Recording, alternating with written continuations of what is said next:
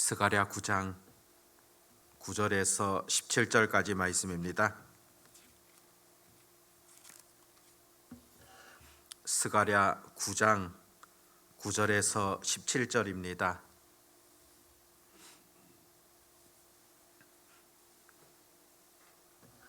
같이 하나님의 말씀을 읽도록 하겠습니다. 시온에 따라 크게 기뻐할지어다. 예루살렘에 따라 즐거이 부를지어다. 보라, 내 왕이 내게 임하시나니 그는 공의로우시며 구원을 베푸시며 겸손하여서 나귀를 타시나니 나귀의 작은 것 곧 나귀 새끼니라. 내가 에브라임의 병거와 예루살렘의 말을 끊겠고 전쟁하는 활도 끊으리니 그가 이방 사람에게 화평을 전할 것이요 그의 통치는 바다에서 바다까지 이르고 유브라데 강에서 땅끝까지 이르리라. 또 너로 말할진대 내 언약의 피로 말미암아 내가 내 갇힌 자들을 물 없는 구덩이에서 놓았나니 갇혀 있으나 소망을 품은 자들아 너희는 요새로 돌아올지니라.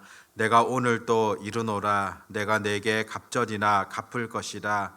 내가 유다를 당긴 활로 삼고 에브라임을 끼운 화살로 삼았으니 시온아, 내가 내 자식들을 일으켜 헬라 자식들을 치게 하며 너를 용사의 칼과 같게 하리라. 여호와께서 그들 위에 나타나서 그들의 화살을 번개같이 쏘아내실 것이며 주 여호와께서 나팔을 불게 하시며 남방 해오리 바람을 타고 가실 것이라.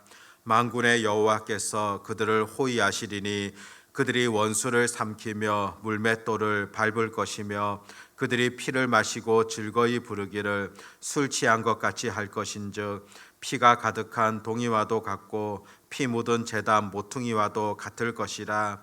이날에 그들의 하나님 여호와께서 그들을 자기 백성의 양떼같이 구원하시리니 그들이 왕관의 보석같이 여호와의 땅에 빛나리로다. 그의 형통함과 그의 아름다움이 어찌 그리 큰지 곡식은 청년을 새 포도주는 처녀를 강건하게 하리라. 아멘. 스가랴 9장 앞선 본문에서는 온 세상을 두루 살피시는 또 통치하시는 그런 하나님의 손길들을 보여주셨습니다. 하나님께서 모든 이방 민족들까지 다스리시기 때문에 하나님의 백성들은 두려워하지 말라는 겁니다. 또 심판 중에서도 하나님께서는 분명하게 회복을 약속하시고 또 은혜를 약속하시는 것을 보게 되어집니다. 그렇다면 그 하나님의 백성들을 향한 온전한 회복, 그것이 과연 어떤 것이겠습니까? 바로 오늘 본문을 통하여서 그것을 우리들에게 잘 가르쳐주고 있습니다. 하나님의 백성들을 향하여서 그 궁극적인 회복이라는 것, 바로 예수 그리스도를 통하여서 이루어진다는 것을 보여주고 있습니다. 바로 예수님께서 이 땅에 오심을 통하여서 완전한 회복이 나타남을, 그 구원의 은혜가 선포되어짐을 말씀하고 있는 그런 예언이 바로 오늘 본문 가운데서 기록되어집니다. 이건 역시 온 세상을 다스리시는 하나님의 분명한 손길이고 계획이었고 또 실제 이루어졌던 그런 사건이지 않습니까?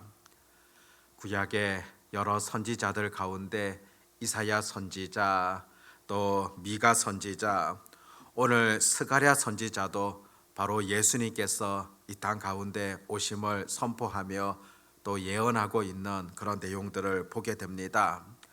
오늘 9절에 보니까 시온에 따라 크게 기뻐할지어다.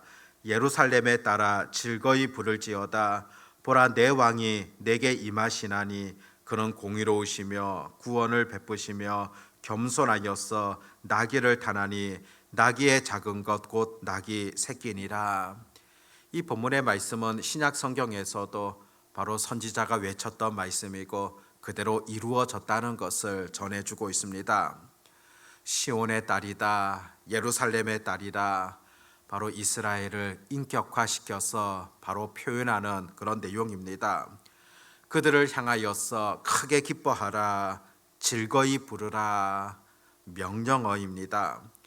실제로 이 표현은 전쟁 시에 그 군사들을 향하여서 진군하라 혹은 원수를 이겼을 때 외쳤던 그런 표현입니다. 크게 기뻐하라, 즐거이 부르라. 그런데 왜 이와 같은 기뻐하며 즐거워하라 명령하고 있겠습니까? 바로 내 왕이 내게 임하신다. 그렇게 본문에서 전해줍니다. 곧 기다리고 기다렸던 그 왕이 바로 백성들 가운데 임하겠다는 그런 의미입니다. 내게 임한다는 것, 그냥 단순히 너에게 다가온다 그런 의미가 아니라 너를 구원하시기 위하여서 또 그 백성들에게 복을 주시기 위하여서 구체적으로 어떤 일들을 이루기 위하여서 너희 백성들 가운데 오시겠다는 그런 예언의 말씀이라 보게 됩니다. 그분에 대하여서 어떻게 묘사하고 있습니까? 그는 공의로우신 분이시다. 또 그분께서 바로 구원을 베푸신다. 또 그분이 바로 겸손하여서 나귀를 타신다. 그렇게 기록되어집니다. 실제 이 말씀은 복음서를 통하여서 우리 예수님께서 행하신 가운데 그대로 나타났던 그런 말씀이지 않습니까? 또 그분께서 나귀 새끼를 탄다. 바로 이 겸손의 우리 예수님을 보여주시는 그런 대표적인 표현이지 않습니까? 우리 주님께서 가장 낮은 자의 모습으로 또 이 땅 가운데 오셨으며 또 왕이신 하나님이셨음에도 불구하고 가장 낮은 자의 위치에 서셨던 그런 예수님의 삶을 우리가 보고 있지 않습니까? 사실상 말이 주로 전쟁에서 쓰여졌으며 또 솔로몬 이후에는 주로 지위가 높은 사람, 왕, 그 사람들이 바로 이 말을 탔다는 그런 기록들을 보게 되어집니다. 왕이 나귀를 타지 않습니다. 나귀는 말에 비하여서 비천한 그런 동물이기 때문입니다. 그런데 우리 주님께서는 나귀를 타시고 또 나귀 가운데서도 나귀 새끼를 타셨다. 그렇게 예언되어져 있으며 실현되어짐을 보게 되어집니다. 겸손의 상징일 뿐만이 아니라 바로 평화의 상징으로서 이 땅 가운데 오셨던 그 예수님을 구체적으로 전해주고 있습니다. 10절 말씀에 보았듯이 바로 그 예수님께서 오심을 통하여서 화평의 나라를 이루어 가실 것임을 그렇게 말씀하고 있습니다. 에브라임, 예루살렘 그런 지명들이 나타나는데 이스라엘을 상징하고 있는 그런 표현인 것을 보게 됩니다. 그런데 병거와 말과 또 활이라는 것, 전쟁에서 사용되어지는 필수적인 무기이지 않습니까? 그런데 우리 주님께서는 그 전쟁을 위하여서 병거와 말과 활을 가져오시는 그런 분이 아니시라 오히려 화평의 왕으로서 이 땅 가운데 오신다는 것을 10절 말씀 속에서 가르쳐 주고 있습니다. 무기라는 것, 바로 그 나라가 갖고 있는 힘을 상징하고 있지 않습니까? 또 왕의 힘을 상징한다 볼 수 있습니다. 그런데 우리 주님께서 이 땅 가운데 오셨던 것은 이런 세속적인 힘을 가지고 오셨던 것이 아니라 오히려 세속적인 힘을 끊어버림을 통하여서 화평의 왕으로서 이 땅 가운데 오셨다는 것을 분명하게 가르쳐 줍니다. 또 11절 말씀부터 보면은 그 예수님께서 오심을 통하여서 어떤 결과들이 나타났는가 잘 가르쳐 줍니다. 11절 보면 또 너로 말할진대 내 언약의 피로 말미암아 내가 내 갇힌 자들을 물 없는 구덩이에서 놓았나니, 구덩이에서 놓게 되어지는, 궁극적으로는 구원을 이루게 되어지는 그런 예수님의 사역 또한 바라보게 되어집니다. 그런데 무엇을 통하여? 바로 언약의 피를 통하여서 이와 같은 일이 일어나게 되었음을 선포하고 있습니다. 히브리서 9장 22절 말씀도 보면 율법을 쫓아 거의 모든 물건이 피로써 정결케 되나니 피 흘림이 없은즉 사함이 없느니라. 바로 예수님의 언약의 피를 통하여서 우리에게 놀라운 구원의 은혜가 임하였다는 겁니다. 구원이라는 것 어떤 행위의 공로가 아니라 예수님께서 피 흘려 주셨던 그 피 흘림의 공로를 통하여서 온전한 구원의 은혜가 임하게 되어졌고, 바로 우리의 믿음이라는 것도 우리의 죄를 대신하여 피 흘리신 그 예수 그리스도를 믿음으로 우리의 구원이 임하게 되어진 것이지 않습니까? 그것을 통하여서 갇힌 자들을 놓게 되어졌다. 바로 마귀의 권세 아래에 있던, 마귀에게 사로잡혀 있었던 그런 갇힌 자들에게 은혜가 임하게 되었음을 오늘 말씀은 선포하고 있습니다. 12절에도 보면 갇혀 있으나 소망을 품은 자들아 너희는 요새로 돌아올지니라. 내가 오늘 또 이르노라. 내가 내게 갑절이나 갚을 것이다. 갇혀 있으나 소망을 품은 자들아, 비록 죄의 포로로 잡혀 있었지만은 구원의 소망을 가지고 그 약속을 기다리는 자들에게 온전한 은혜가 임할 것을 전해주고 있습니다. 그들이 요새로 돌아온다. 성경에서 보면 이 요새라는 곳은 안전한 곳, 또 하나님의 은혜를 지칭할 때 사용되어지지 않습니까? 시편 59편 17절에도 보면 하나님은 나의 요새시며 나를 긍휼히 여기시는 하나님이시니다. 바로 하나님이 요새가 되시고 주께로 나아오는 자들에게 이런 피할 길, 놀라운 구원의 은혜가 임한다는 사실을 전해줍니다. 그뿐만이 아니라 13절에서는 예수님 오심을 통하여서 승리를 약속하고 있습니다.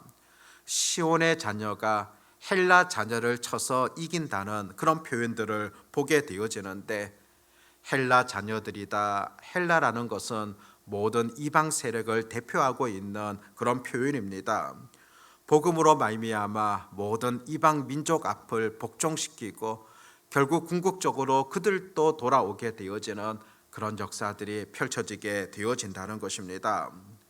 14절과 15절에서는 궁극적으로 하나님 백성들이 승리하게 될 것임을 선포하게 되어지고, 또 친히 하나님께서 싸우시는 것을 묘사하게 되어집니다.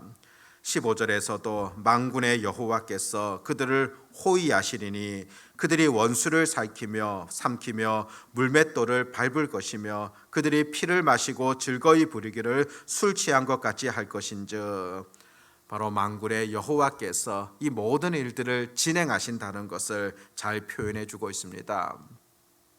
마지막 16절 17절 말씀 속에서는 구원받은 그 하나님의 백성들, 그들이 받게 되어지는 복이 어떠한가 언급해 주고 있습니다. 16절에서는 자기 백성의 양떼같이 구원하신다. 자기 백성이다, 하나님의 백성이라는 것을 선포하고 있으며, 그 백성들을 양떼같이 보호하시고 구원해 주심을, 또 왕관의 보석같이 빛나리로다. 그 구속함을 받은 백성들이 얼마나 존귀한지 왕관의 보석과 같다, 그렇게 말씀합니다. 또 17절에서도 그 베풀어 주실 은혜에 대하여서 형통함과 아름다움이다, 또 곡식과 포도주의 풍성함으로 묘사하고 있는 것을 보게 되어집니다.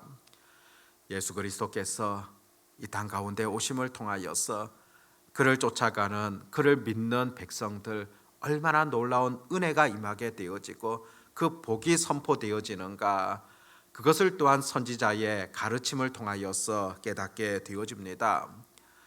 신약시대 가운데서 그 예수님을 통하여 받게 되어지는 그 놀라운 은혜들, 스가랴 선지자는 오래전에 이 말씀을 선포함을 통하여서 가르쳐주고 있습니다. 이 말씀은 이미 이루어졌고 여전히 우리가 예수님을 통한 그 놀라운 은혜, 그 복이라는 것 얼마나 크고 풍성합니까?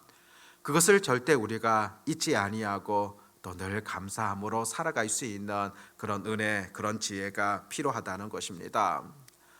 하나님의 말씀, 선포되어진 하나님의 말씀, 이미 이루어진 하나님의 말씀 앞에서 또 감사를 드리고 또 놀라운 하나님의 사랑을 잊지 아니하며 또 여전히 오늘도 우리를 지키시는 하나님의 놀라운 손길들을 기억하며 살아가는 그런 주의 자녀들, 백성들 되어지시기를 바랍니다. 기도하겠습니다. 하나님 아버지, 스가랴 선지자를 통하여서 예언해 주셨던 하나님의 분명한 말씀들 2000년 전에 예수 그리스도께서 오심을 통하여서 구체적으로 실현되어졌습니다. 하나님의 말씀이 반드시 이루어지고 하나님의 말씀이 온 세상 가운데 역사하시고 그 능력으로 함께 하신다는 사실들을 바라보게 되어집니다.